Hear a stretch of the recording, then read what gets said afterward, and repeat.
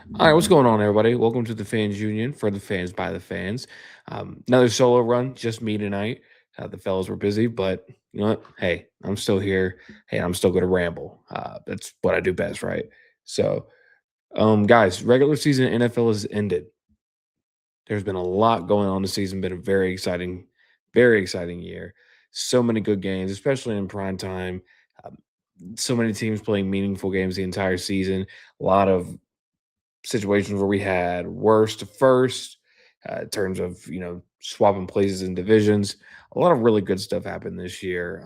I fortunately, unfortunately, had the I don't know if you want to call it privilege or the torture of pretty much watching every Falcons game this year, pretty much every snap. But it's always a fun ride. I mean, football season is great no matter what it is. Just having it is just a blessing, and I'm pretty sure anybody out there will agree with me. Went to a few Falcons games this year, including I went to the Monday night game, the last one against the Rams, which was really the last NFL game in 2025. So we could put that on my tombstone. And great game. Bijan went berserk. Falcons ended up winning that game. Pretty much never, no one gave us a chance, which I understand. But it's the NFL. Anybody can beat anybody. Bijan proved that he is one of the best players, maybe a top 10, easily a top 10, but closer to top 5 player this year. So I guess we can go ahead and lead off with Falcons. Guys, we got a lot to talk about today. Going to recap the Falcons right here. But we have Black Monday. That means coaches are flying, jobs are open. Who's the best opening? Who's the worst opening? Who's the best coaching candidate? Some people who may not have expected, and honestly, it could not. It could still be waiting to end. We may not be at the end of it right now. So let's look at the Falcons. So Falcons beat the Saints Sunday. Sweep. I don't care. Not making the playoffs. Like it is what it is. Obviously, I want them to. But you sweep the Saints. That's a win. And I'll tell you what. If you ask the Saints fans, if they sweep the Falcons, it's a win for them. That's just how it goes. Cam Jordan always says this is the only rivalry in the NFC South. And of course, he torches the Falcons. I think he had a sack on Sunday too. But Falcons finish 8-9. So the NFC South ends with three teams at 8-9. What a garbage division. And the Falcons, I'm almost going to say tied for first place. That's just how I'm going to run by it. But it's amazing because the Jets are historically one of the worst. I don't know. I don't know. You tell me which one is more embarrassing as a Jets fan. Graham, if you're listening, feel free to shoot me a text or give me a call when I say this. Is it more embarrassing that Garrett Wilson did not play for 2 months and is still the team's leading receiver with less than 400 yards, or the fact that they did not force one interception this season? I think it's the latter, the interception, because that doesn't even seem possible. I mean, all the bad teams that they played Tua Tagovailoa twice and did not have one interception. Now, obviously, Tua destroyed the Falcons as well. But how do you play Tua twice and not come out with one interception? I mean, it's just it's mind boggling. So, but we're not talking about them right now, even though they essentially ended the the Falcons season. So, Graham, if you're listening, like I told you the other day, hope it was worth it. Hope it was worth it. You guys don't have the number one pick. Now we're out of the playoffs. So, um, lots of good this season, though. I mean, we had Drake, London, and obviously Bijan Robinson, as I said earlier, really emerging as stars. Bijan finishes the year leading the league in yards from scrimmage. And I thought he would be a little bigger in the running for Offensive Player of the Year. Per FanDuel, he's not really close. I get it. I mean, it's hard to give an award to anybody who's not in the playoffs. I can agree with that. I think if there was one, the Offensive Player of the Year would be it. Like, I'm pretty sure Jamar Chase won it last year, but he also won the Triple Crown. Well, I'm going to get to that prediction here in a little bit, but those two emerged as stars. Defense had a problem. They've always had the problem, right? But last year, second least sacks in the league. Terry, who we're going to get to in a little bit, Terry in the front office, Raheem, smacked this draft, 10 out of 10 draft, and now you are second in the NFL in sacks. And that's not all just because of them getting James Pierce Jr. and Jalen Walker. That's not why. And I know obviously they smacked on Xavier Watts too, which I'm going to talk about. But you went and got Leonard Floyd. You added Jeff Ulbrich after firing Jimmy Lake, who Jimmy Lake was basically a war criminal for the for the defense he ran last year. He ran as atrocious of a defense as you can imagine. He was awful. Did not like him at all. But the Falcons ended up being second in the league in sacks. However, I know a lot of people, and if you're watching this, you probably know Raheem's gone at this point. So I'm going to get on my spiel about that. But the Falcons, other than that, were pretty poor defensively. I think they're below, their bottom 15 in pretty much every category as far as yards allowed, points allowed, etc. And I want to say rushing yards, they were allowed the sixth most or I guess eighth most in the league. And that's, that explains we had the Colts game where where they, as a team, run for, I can't remember if it was over or right at 300 yards. I'll look it up right here while I'm thinking about it. But just an absolute disgrace of an outing there. But clearly, this team took strides forward. The draft this year, those first three picks of Jalen Walker, James Pierce Jr., and then the Rams pick turning into James Pierce Jr. and Xavier Watts, who led all rookies this year in safeties. Make sure this is okay. Okay. Who led rookies this year in interceptions. He had 5. You couldn't have smacked any better. I knew he was a steal when we got him. Watts, that is.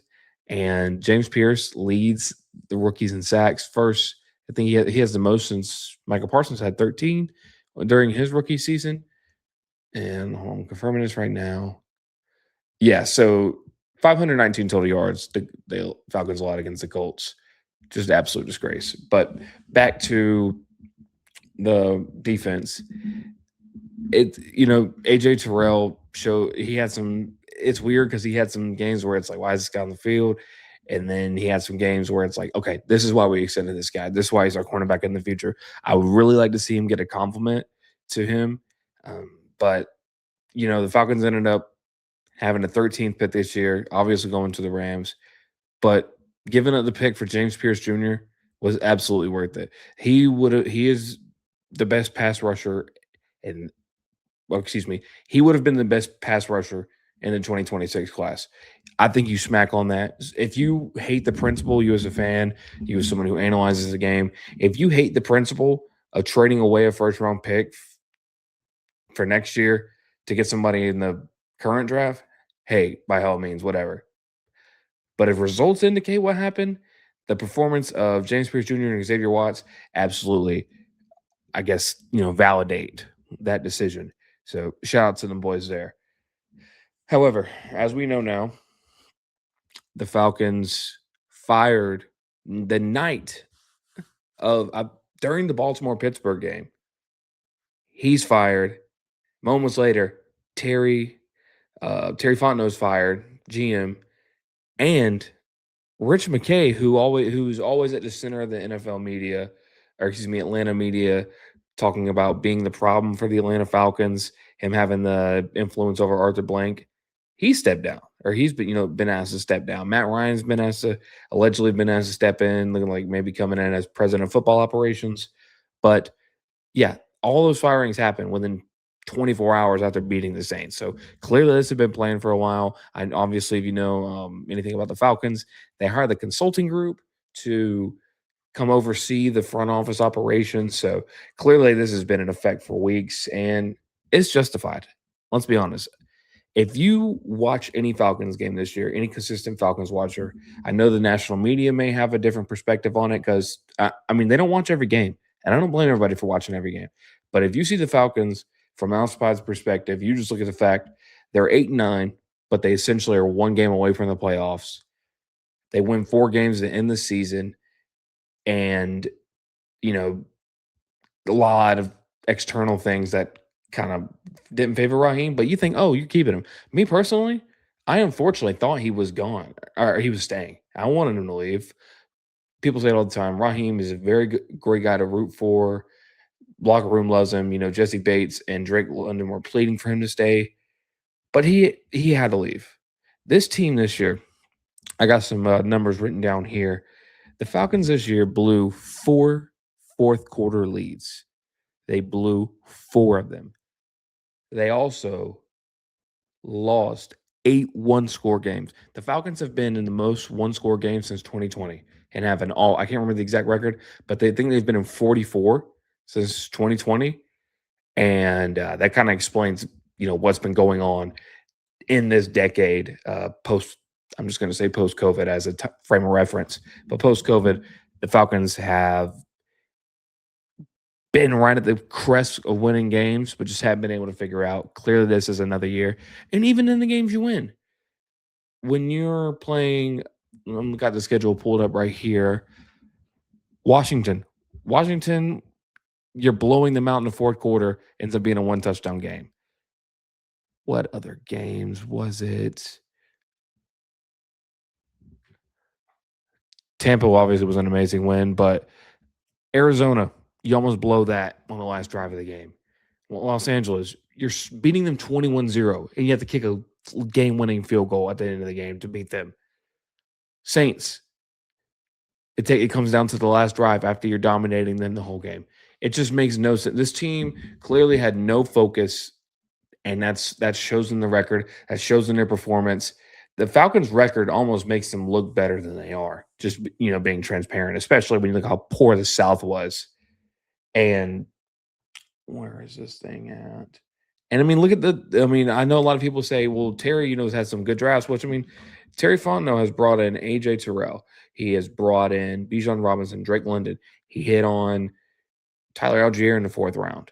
The biggest things that are going to kind of end his term, like what is going to be remembered for, it's going to remember for Kyle Pitts being drafted fourth overall, who had a really good year this year.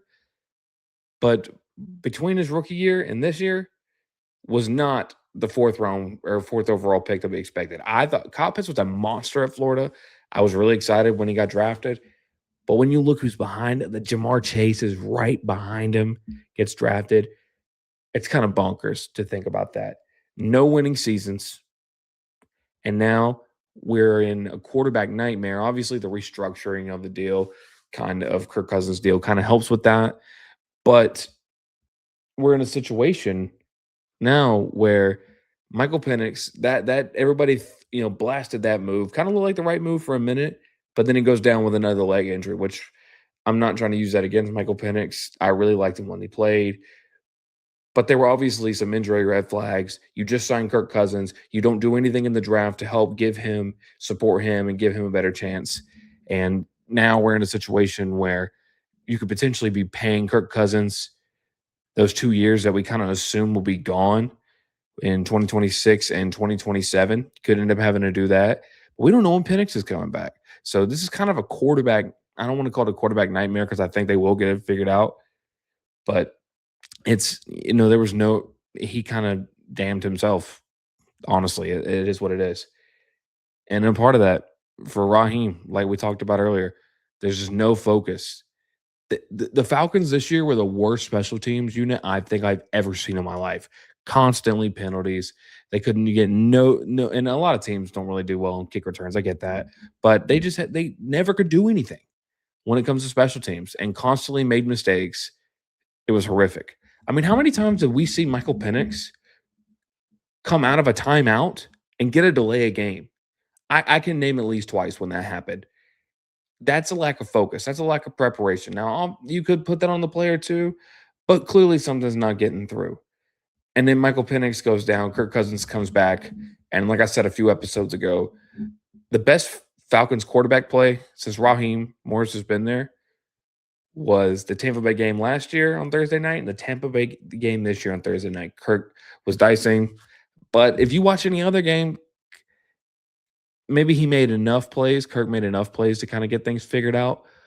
But, I'm looking at his numbers right here. The last 3 games, 3 wins, throws for 197 yards, throws for 126 yards, 180 yards. He threw over 200 yards. I guess so. He essentially started after from New Orleans and on. He threw over 200 yards twice in those games. And I know it's a reduced passing league, but, it kind of is what it is. I also want to point out the kind of the amazing what transpired with the Falcons because we beat Buffalo this year, and it looks like these guys are going to make the playoffs. They could be world beaters. But if you look, the Falcons played an awful second half that game. And that is what transpired after that, going a 4-game losing streak, loses San Fran, which I'm not want to say you get cheated against San Fran, but you have the touchdown where McCaffrey gets dragged in. Should have been called back, but probably weren't going to win that game. Miami to me is really where it started to go downhill. That's like at that point, Miami is I think they've won one game at that point, maybe zero. And then they come in and dominate at home.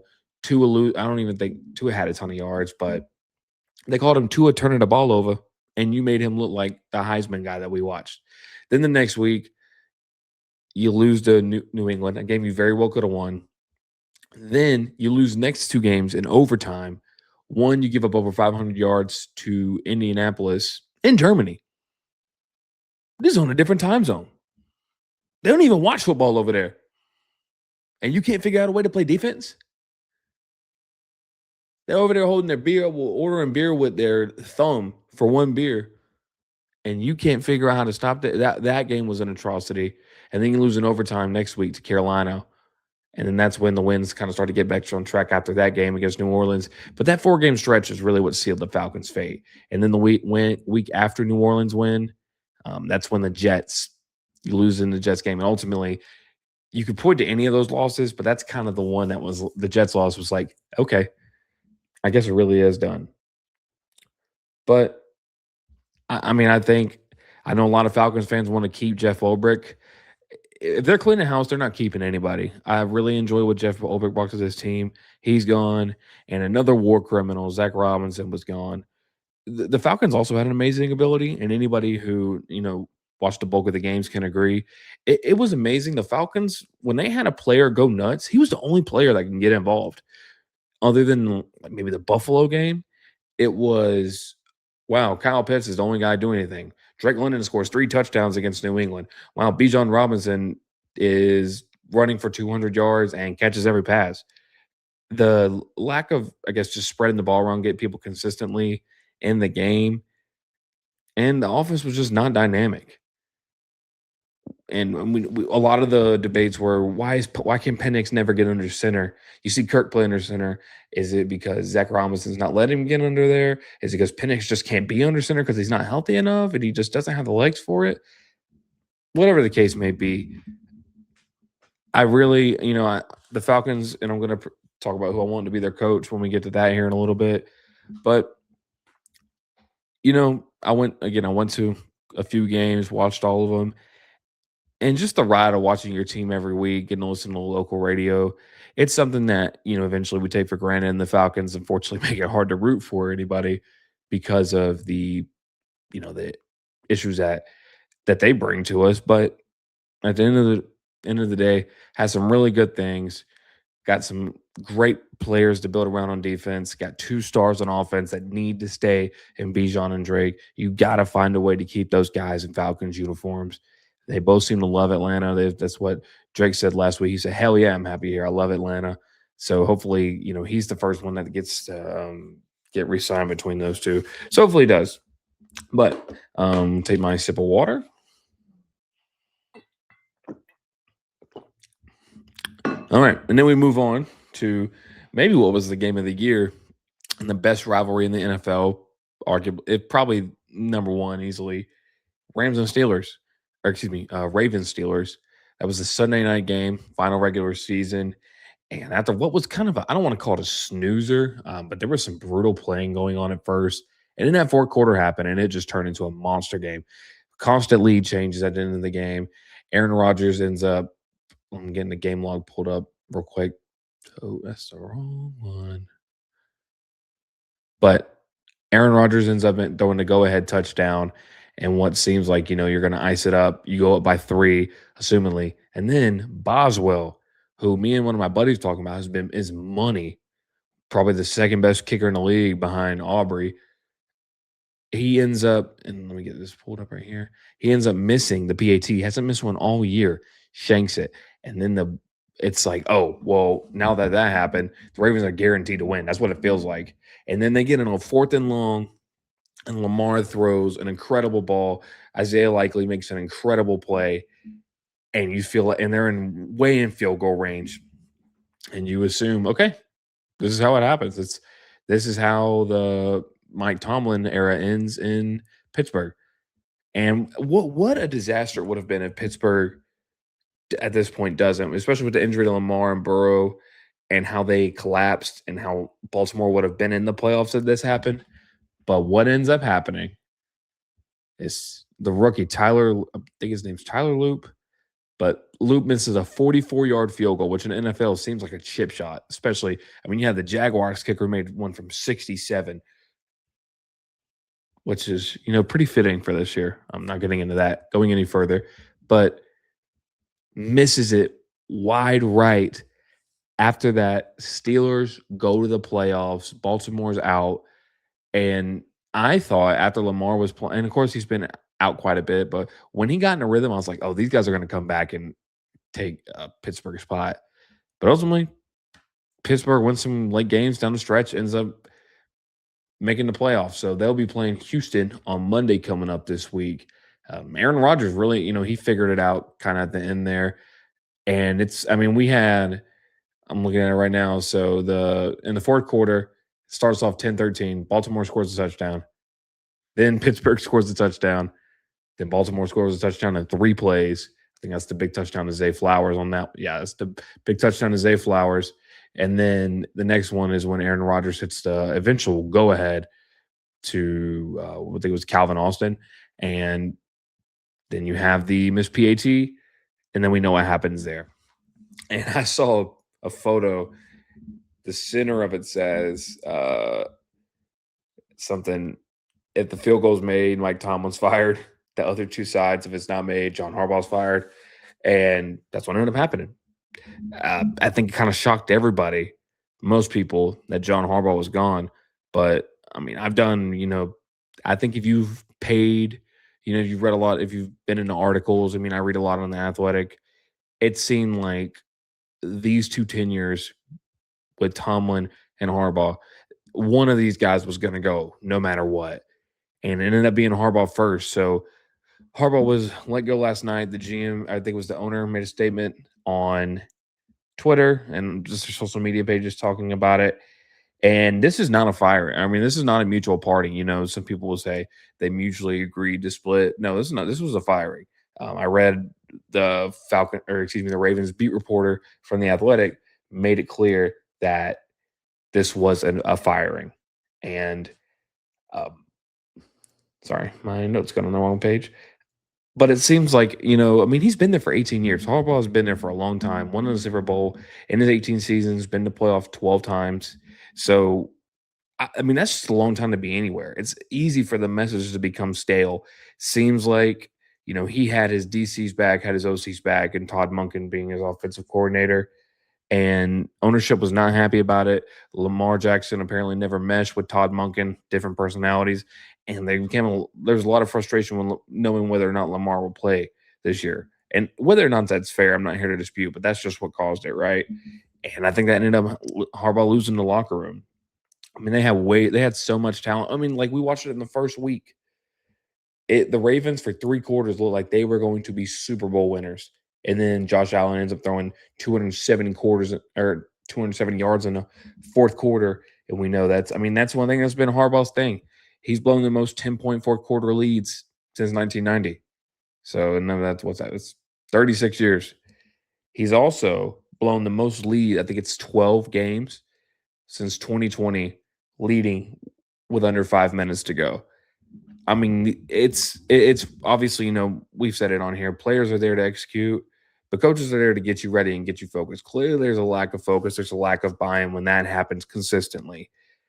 Players come and go, but coaches, especially him being there, that's something that he's become known for. And that doesn't help anything, obviously. And then when your players become stale, the leadership style just doesn't mesh. Your quarterback doesn't get along. You're advocating for people who maybe need to go, especially on defense, because you hadn't had a pass rush in years.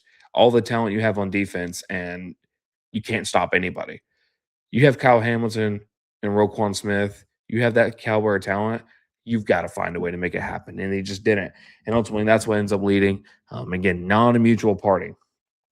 And it's funny because, so we'll go ahead and transition into the Black Friday a little bit. Or before I say that, or Black Monday, I meant, before I say that, I honestly think, I don't think Mike Tomlin's job is safe. I think if they lose in this first round game against Houston, that extends his playoff win drought, Tomlin's, to 10 years. I think they part ways too. That's another one. I mean, he's been there for about the same time, maybe 20 years, between that 18 to 20-year range. Sometimes that's a long place to stay anywhere. Those are easily the longest tenure coaches in the NFL. So I mean, it's things just they just run dry. It's not that anybody does a bad job. He's never had a losing record in Pittsburgh. It's kind of his big thing. That's always been his saving grace. But if you don't win playoff games and you're in, it's not like you can do that in places like, I mean, if you're a Titans or the Colts and you go that, I mean, that's what you're supposed to do. Pittsburgh is different. This is arguably the most storied franchise in NFL history. One of the three, I'd say them, Packers, Cowboys, three most storied franchises there are. So the expectations are different, and Tomlin knows this. But again, he still has a job as of now. Harbaugh does not. One thing I want to mention, because it seems like at this point they would have moved off of him. I can't believe we're going into another season with Mike McDaniel as head coach. Now, this tomorrow, when you guys are listening to this, or before or after you listen to it, I could look like an idiot because he's gone. But it seemed like his job was totally sold. Like it was obvious that he was gone. They fire their GM, but they go on a little winning streak and shows that clearly that he has buy-in from his guys. A lot went wrong at the beginning. He may have lost the season, but he didn't lose the locker room. And that's ultimately the most important part. But right now, the NFL has 1, 2, 3, 4, 5, 6, 7 openings right now. Browns fired Stefanski. Falcons, and this is just in a random order. Falcons fire Raheem Morris. Cardinals fired Gannon. Obviously, Daboll got fired earlier in the season. Pete Carroll got fired. Harbaugh got fired. And then Titans fired their coach midseason as well. There's a lot of really big candidates. I think it's clear Harbaugh jumps to the top of anybody's list. I think he's going to be a Raider or he's going to be a New York Giant. He's going to be one of the two. I would love to see a Harbaugh as a Raiders coach. I think they need a culture guy, which we thought Pete Carroll was, but clearly, that didn't mesh. That was horrible. And now they have the first overall pick. So I mean, I think if you bring in a new coach and then that year you have the first overall pick with the talent that you have, especially there, I mean, you've got to go, right? I mean, that one was kind of the writing was on the wall. Now, for the Falcons, who I want them to get? I want Stefanski, 100%. I know that there is an army of fans, especially in Cleveland, who think he's an idiot, is not a coach, and everybody else in the football world knows that's not the case. This is a guy who is known as a player development guy, scheme guru, won 2-time coach of the year, and was in a coaching nightmare. I mean, this is a guy who had to start DTR at quarterback, maybe the worst starting quarterback of all time. I know he wasn't technically a starter, but he started a football game. And then the Browns make arguably the worst hindsight move of all time. Deshaun Watson, sign him. He hasn't been able to play his entire time, and they're paying him more money than anybody in the league. And then you have to settle with Dylan Gabriel and Shador Sanders, who both objectively have very poor years. So, I mean, he was in a tough situation. I think he's glad to be out, it seems like. I know coaches are competitors at the end of the day, but it seemed like he was ready to get out of there. And if Harbaugh doesn't get fired, I think he's option number one. He's at the top of everybody's list. I think he could be a Giant, but I'd love to have him in Atlanta. There's a lot of talk about Matt LaFleur possibly getting canned if Green Bay were to lose to Chicago this weekend. I don't know if that's what's going to happen, but there's a lot of talk about that because he's not under contract next year. So they have to make it a choice. Either you or we're finding somebody else or we're keeping you. So it's going to be interesting to see that. Who do I think is the best opening? Well, I really don't know because everything has its detractors. You can make an argument for the Falcons because the division is instantly winnable, especially with the talent they have. And I mean, again, they're one win away from being a playoff team this year in a terrible division. So you instantly got that. With the Kirk situation figured out, you free up, 30 some odd million in cap room. And they're probably going to cut him before then anyway, cut Kirk before then. So I think you won't even, that's something you're not going to worry about. So cap room's freed up. You've got some elite super. I mean, you think Stefanski sees Drake London and Bijan Robinson is like, no, I don't want to do that. Obviously, got to figure something out with the quarterback situation. I love the idea of getting Malik Willis from Green Bay, who showed some flashes. And if, him and LaFleur, both are free agents and have a chance to come there, I mean, that'd be a great package deal. But I really want Stefanski. I actually, what? I said the Falcons might be, but I think obviously the Ravens are the best given the talent that they have. You've got a unanimous MVP winner, Lamar Jackson, should have won MVP last year. So somebody who could be a three-time MVP. Obviously, has struggled in the postseason. We all know it isn't going this year, but I think that's quite obviously. I mean, because again, another team one game away from the playoffs, so I think that's probably the best place to go. Titans, you've got Cam Ward, you've got a lot of cap room. I mean, that's another great place. Giants, it's just such a land of dysfunction. I don't, I don't know if that's really a positive, but Cardinals got some great pieces. I mean, you've got Marvin Harrison Jr., Trey McBride has moved up into potentially maybe the best tight end in the league. I think it's him and Brock Bowers. And then you could discuss whoever else after that. But they had a ton of injuries this year, too. I remember watching the Falcons game, and it was like watching The Walking Dead getting subbed in their defense. Constant injuries. I really felt bad for them. Not bad enough for wanting to win, but I think the least appealing is Cleveland because obviously you still got Deshaun and Cap Hill. You've got Shador Sanders and Dylan Gabriel as your quarterbacks, which just is not conducive to winning. And I mean, it's just a place that's constantly been just, I don't know what the right word is, but just absolute, I don't want to say clueless, but just totally out of it. Ownership and front office work. So I don't know who it is. And who knows? We could see more coaches. There's very good possibility. I don't know if McDaniel's going to eventually get canned. LaFleur and Tomlin, there's a lot of talk about them. So some it's crazy. I mean, I'm very excited to see where guys land. I think some other candidates that may not that could be in the running are I don't know if Dable gets another head coach job. I think he'll definitely be somebody's OC this year. Clint Kubiak, I think, is front the defensive coordinator, or excuse me, offensive coordinator in Seattle. I think he could have a job this year. Also, Brian Flores is in a lot of talks at DC for Minnesota, which they had a lot going on there, but obviously well respected. My thing with Flores, he burned a lot of bridges when he was leaving Miami. So I don't really know if that's gonna have him trouble. There's people reference looking around the league. Hey, what was it like to work with Flores as a head coach? Again, it was kind of bad when he left. So I don't know how that's going to be for him, but that's certainly somebody. A lot of people talking about Mike McCarthy, and I mean Cliff Kingsbury decided to leave. Uh, God, I can't think of the name. Washington. He's no longer the OC there. I think he's kind of overrated personally. That's just my opinion. But he's very well revered around the league. A lot of people want him. Another water break. So we're just going to let it play out, and I'll be here to give you my takes for all of those throughout the season. I do know I know there've been a lot of the coaches been requested for interviews. Harbaugh said he's not interviewing until next week, I believe. So we'll have to just see how that goes. But we'll keep you guys posted on that. Now, getting some award predictions. And this regular season's over. A lot of awards to give out. Who could it be?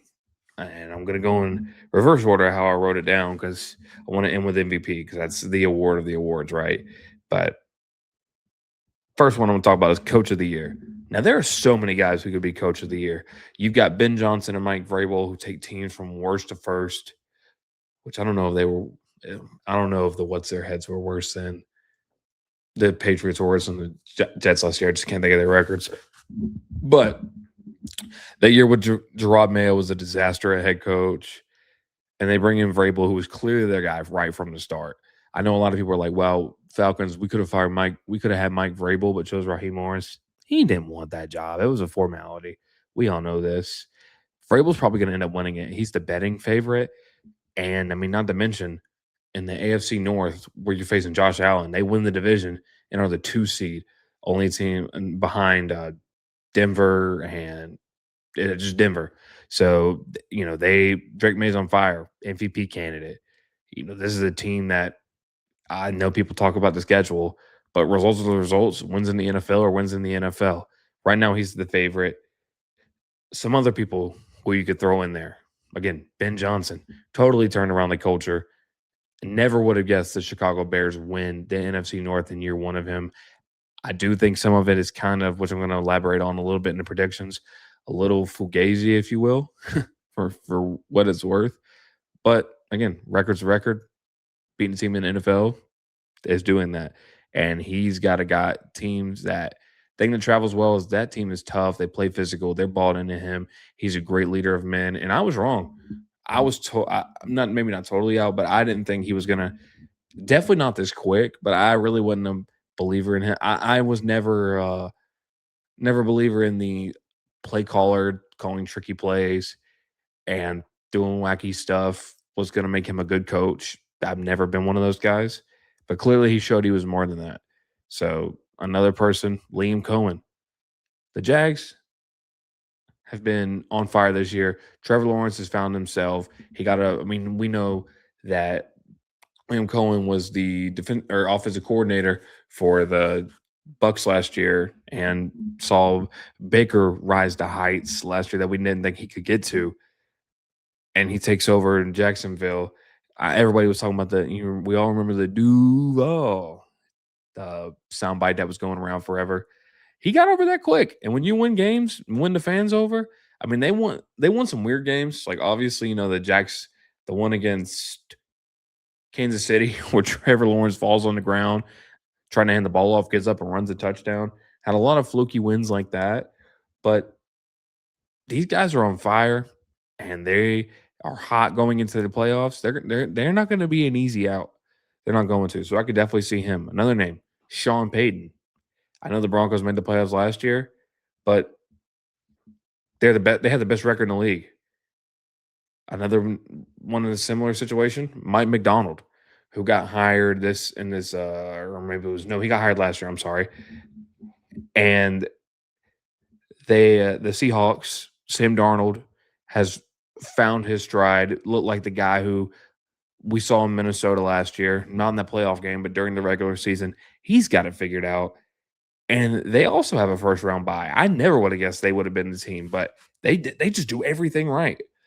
So that's another one.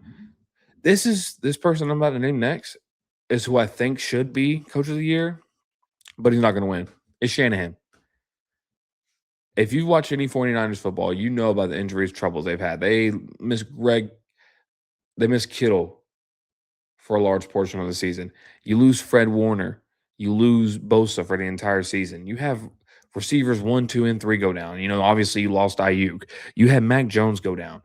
And these guys were in the latter weeks of the season playing to win the NFC West, who ends up having 3 teams in the playoffs.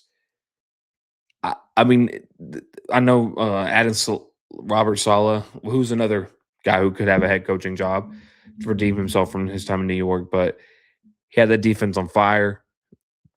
No drop. It felt like no drop off once Fred Warner left. And these guys got rolling when Mac Jones came into play after Brock Purdy goes down. A lot of people are saying, is this our guy? Should we have kept Brock Purdy?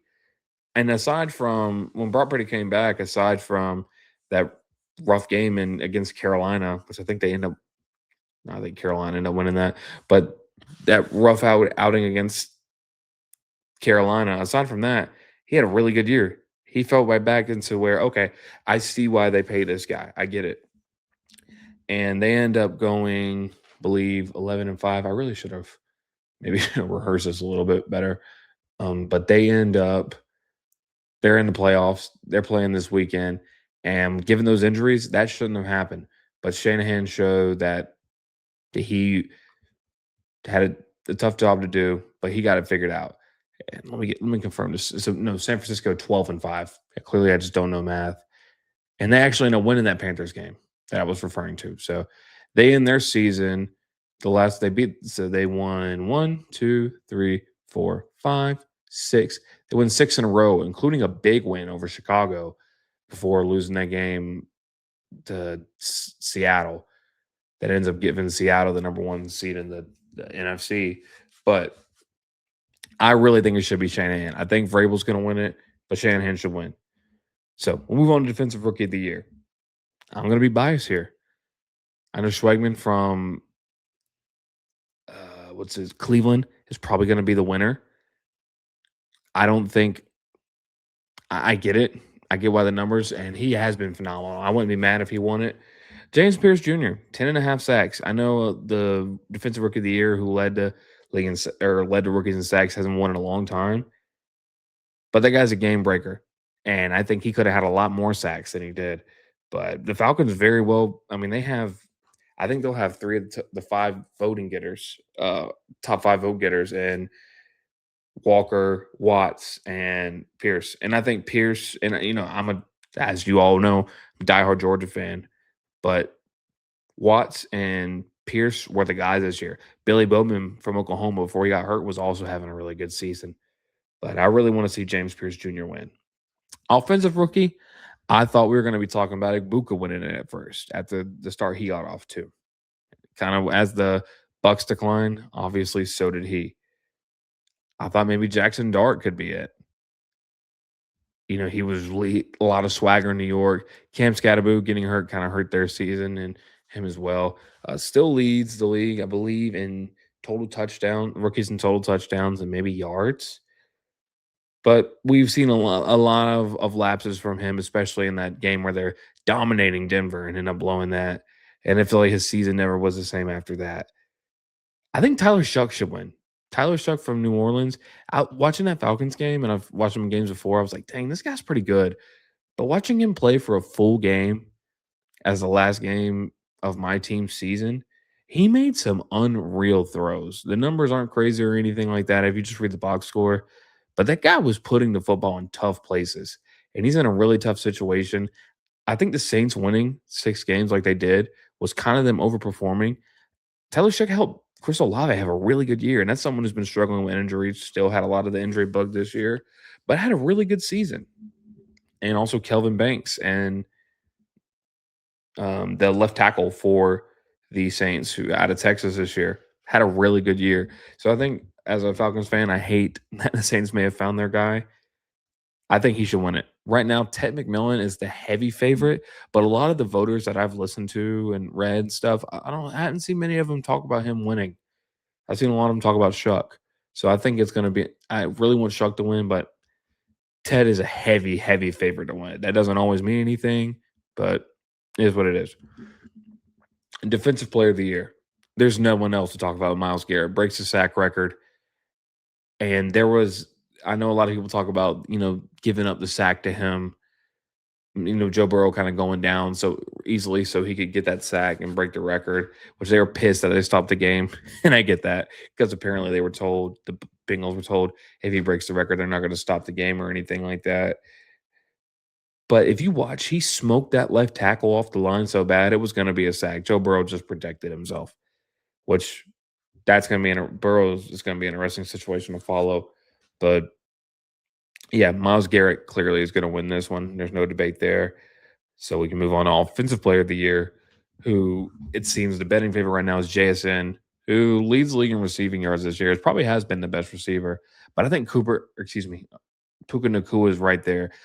That guy is the lifeline for the Rams offense, even with Devontae Adams going down. That dude did not lose a step. He has 200-yard games. Multiple touchdown games. He just always has a knack to get open. I don't know if it's McVay being able to. You've got to be talented to get open, right? But he just constantly feels like he's open every single play. It's like, what do you know? Nacua made a play. And, he didn't put up crazy number against the Falcons game, but he had a touchdown in the back of the end zone, got called back for holding, and then he had that almost that circus catch on the sideline that I could understand if they called it a complete pass, but I think they made the right call. But the fact that he even put himself in position to make it happen was just outstanding. So my pick, I think I would take Puka Nakua because I think he is a better receiver. But JSN had a better year. So I think he's going to end up winning it. But my pick is Nakua. Now MVP. So hosted by one more water break. MVP is kind of the monster of them all, right? Like this is the award to win. Which what I've hated is when it turns into the quarterback for the best team, which I think is kind of what happened when Josh Allen won it last year.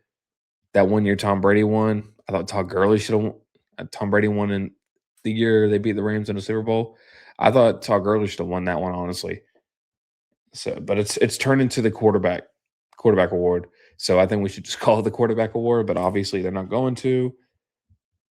Right now, the two leading favorites are Drake May and Matt Stafford. Which Drake May being an MVP. If you would have told me that this season Drake May was going to be an MVP candidate, I would have told you stop talking to me. Like there's just no way that can be right. Well, they end up winning their division against the Bills. They end up I think he leads the league in completion percentage and QBR. And I mean, they're the second, they're the second seed. So I mean, results matter, right? And if that's the case, it does happen. I think one thing that's going to hold him back is to talk about the schedules, and it's not about who I know. I watched Bill Simmons talk about the defenses he plays up against. He only plays up against the team's defense, and then he mentioned the fit. He's like, "Oh yeah, let's give it to the guy who has the fifth seed." Well, the Patriots played the easiest schedule since 2000, and the Rams played the ninth hardest schedule in the league. So I think that does definitely play a part. And even though he had a really, really bad game, the Monday night game against the Falcons, I think it's got to be Matt Stafford who wins it. I think most people would agree. Me being a Georgia guy, Matt Stafford was my hero when I was in sixth and seventh grade. And I remember being very upset when him and Noshawn declared for the draft. But Matt Stafford is kind of like the saying, your quarterback's favorite quarterback. Like everybody looks up to him, just so pure with his technique, rocket arms, super talented. And when he got it, it was so exciting for him to get out of Detroit while it was still a dumpster fire. I think they maybe went to the playoffs once when he was there, but they were horrible. And then he gets to Los Angeles, wins the championship, and the tide is turned on him. And I'd love to see him win an MVP. He leads the league in touchdowns. So he has 40, I believe it's 45 or 46 touchdowns. The next close is 46. 46 touchdowns. The next closest is Jared Goff with 34. So he's blowing everybody out in touchdowns. Only 8 picks. Number 1 in touchdown interception ratio. And again, ninth hardest schedule. And I know towards the end of the season, obviously, things kind of tailed off like we talked about. But it's about the whole year. And the whole year, there's no quarterback that played better than him. So if it's going to go to anybody, I think it's got to be Matt Stafford. And I hope that's not sounding like the Georgia homer in me. But Matt Stafford's going to go to the Hall of Fame one day, and he's going to have a Super Bowl, and he's going to have an MVP. And I think it's gonna throw him right into. You've got to put this guy in the Hall of Fame. I think you're hard pressed to put anybody who's won MVP or not put them in the Hall of Fame. But I'm glad he's getting his say so. I can't remember the exact day when they picked the awards, but we'll see how right or wrong I was. I know some of these, especially Defensive Rookie of the Year, may have been a little biased, but we'll just have to see how it goes. So I appreciate you guys tuning in to me, listening to me ramble here. We're going to pick these games from the first round, loaded first week, and then we'll get out of here. So let's see what we got. Take another sip of water. I tell you, I love doing this by myself, but man, having the fellas on here, not having to hold the, the fort down for an hour, doing that's a little taxing. I had to have to drink a lot of water, but we live and we learn, right? So let's go ahead and pick this first round. Rams at Panthers. It's going to be the first game on Saturday. Rams actually lost to the Panthers in the regular season not too long ago. Bryce Young was dicing them up, but it's playoff season. It's not happening again. McVay and the camp, they know what they did wrong last time. They're going to get it figured out. I know a lot of people complain about, like the NFC South. They always seem to be the scapegoat because they're so bad. But, them being 8-9 and the Lions going to, or the Rams going to them, even though they have a significantly better record, who cares if you win your division? Because most of the time that's not the case. And I know Sam Block, the Ohio State guy, always like this rule needs to change because he complains about everything. Who cares? And not to mention, LA has a horrible home field advantage. That stadium just has a terrible home field advantage. You go to most games and they're overpopulated by other teams' fans, especially like a Raiders or Phillies or Eagles. Eagles is interesting, but I think there's just a lot of fans everywhere. But the Rams are going to win. They're going to. Matt Stafford going to start his run. Now, obviously, things change towards the end of the season, especially in the standings. Rams were the first. Remember, the Rams were the first team in the NFL to clinch a playoff spot. Seems like they may got a little complacent. Seems like Devontae Adams is going to be back, and if so, watch out, world. These guys are about to catch fire, and I think they still have a very good chance of going to the Super Bowl. So they're going to win that game. That night, we got Green Bay at Chicago. So as we talked about, Chicago ends up being the number 2 seed in the North, hosting Green Bay, who at the end of the season had a lot of injuries. You had obviously Michael Parsons go down, which is terrible for them. I really hate that. He was having such a good year. Seemed to really be that Super Bowl piece they were missing, right? But they ended up losing last week, but they had their third string quarterback playing. I don't even think Malik Willis played. Yeah, Malik Willis didn't even play that game. And they lose to Chicago in a thriller the week before with a walk-off touchdown from Caleb Williams to DJ Moore. Now, this is so interesting because Green Bay has had a lot of ruffles in their offense lately, especially with the injuries. But one thing to me that travels from the regular season to the postseason is toughness and physicality. Chicago's got that. Those guys can cram the ball down your throat running, and they've got one of the most talented quarterbacks in the league in Caleb Williams, who, as we've said it ad nauseum, or at least I have, that he is not the best at making those plays on time.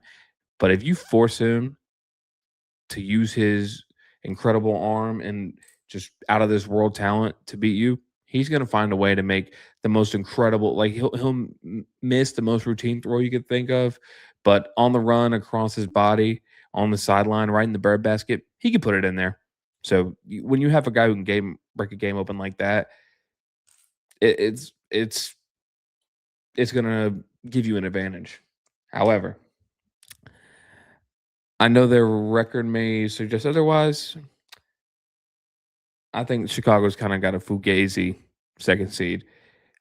They are 6-4 in games where they're trailing in under 2 minutes, and that's probably by far the best record of all time. In the playoffs, it's a whole different animal. I don't think that's going to be sustainable. What they doing that, getting behind and trying to win it at the end. I mean, they did it to Green Bay last time they played. That's not going to work in the playoffs. Green Bay's going to win, move on, probably save Matt LaFleur's job.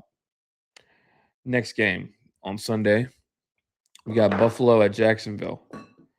These guys are pretty similar in stats. I was taking a look. Both average about 28 points per game. I think Jacksonville averages 2 points allowed less per game on defense. So they allow like 19. Buffalo allows 21 ish. So pretty similar there. But my question is Josh Allen obviously overcompensates for not having a bunch of weapons around him. James Cook is arguably the best running back in the league. He's another guy who could be a contender for Offensive Player of the Year, but there's so many weapons, and I'm really worried about that when it gets playoff time. Something that they could have an issue with. And the Jaguars have lost one game since the bye week and have won 8 in a row since their bye week, that is, and have won 8 games in a row. It's one of two things. A team that hot can come in here and get rolling, or the juices ran out, right? And obviously, it sounds like it's a safe reason. But I really believe in these Jacksonville boys. It's in Duval. The stadium's going under renovation, where Georgia, Florida won't even be playing there the next couple years, and they won't either. So I think that I think Jacksonville's going to pull off the upset. Buffalo's favored by 1.5, I believe. Let me double check, see that's changed. Yeah, per DraftKings, 1.5 point favorite, and I don't really want to pick against Josh Allen because again, like I said last time, I did the NFL episode with myself. Josh Allen is entering a playoff without can't talk for some reason without Mahomes, without Joe Burrow, without Lamar Jackson. Probably never going to have that happen again. Won't have it. This has got to be his chance. And I think you're going to see a lot of tough conversations when Trevor Lawrence and the boys pull off the upset. And remember, if you guys watched our first episode, my colleagues gave me a lot of hell for picking Jacksonville to win. A lot of my takes are aging pretty well. So, yeah. So I got Jacksonville pulling off the upset. San Francisco at Philly. Philly's had a lot of problems, as we know, a lot of offensive inconsistencies, but these guys are talented out of the world, reigning Super Bowl champs, and I think they're going to end the San Francisco fluke's not the right word, but kind of the season that they shouldn't have had given all their injuries. They're going to end it this week.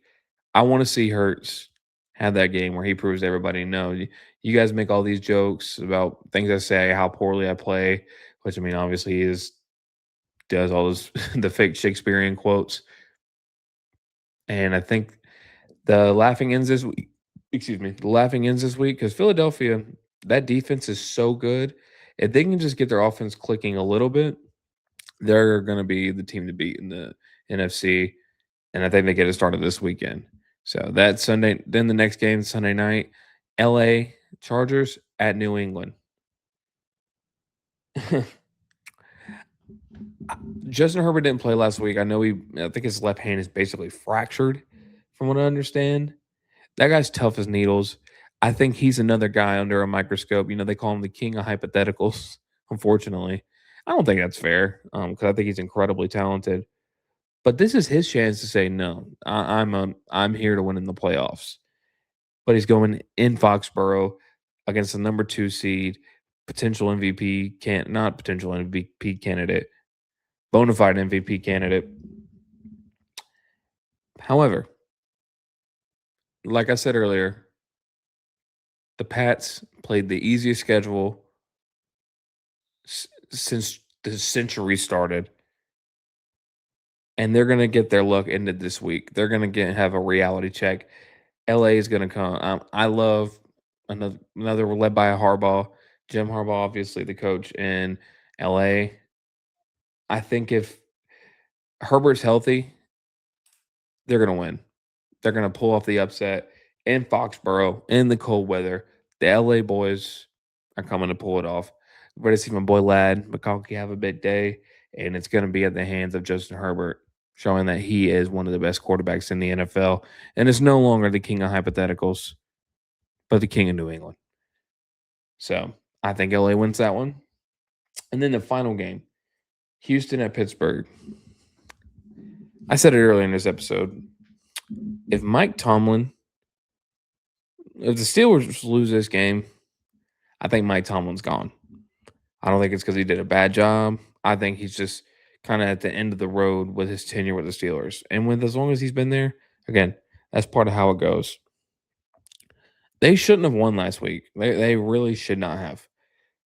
Allowed a chip shot field goal. Jalen Ramsey was getting smoked the whole game and, got abused on that play from Isaiah Likely that ends up, not materializing in points.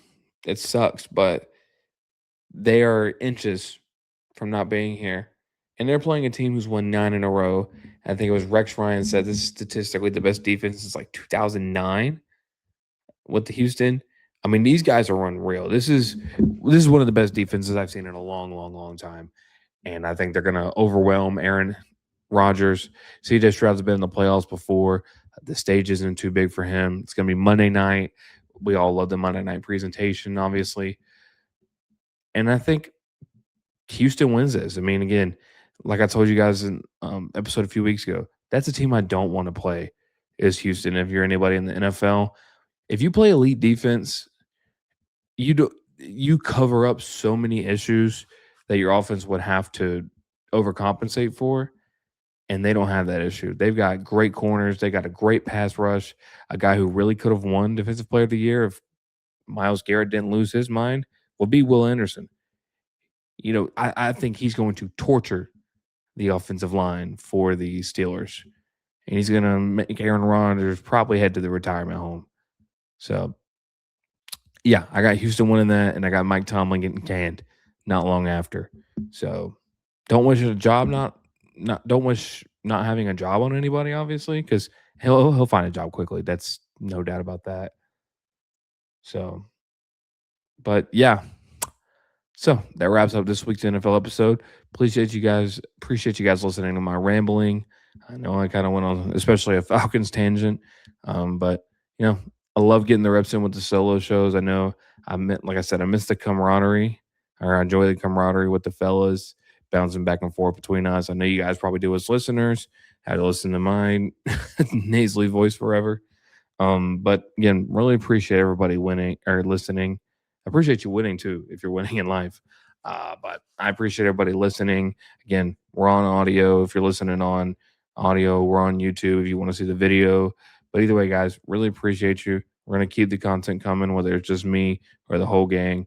We're going to be here. So next week, we'll recap this past weekend, the upcoming college football playoff game, which let me say that such a great time for football. The day this episode releases, tonight we'll have Ole Miss in Miami. Next day, we'll have the Chick-fil-A Bowl with Indiana and Oregon. And then we got NFL playoffs the next 3 days. So, guys, buckle up, get you a beer, get you whatever food you'd like to watch games with, and just relax. Football season is almost over, but we've got a lot of loaded football still left. So let's enjoy it. Guys, it's for the fans, by the fans. Let's enjoy it, baby. Thank you, guys. Take it easy.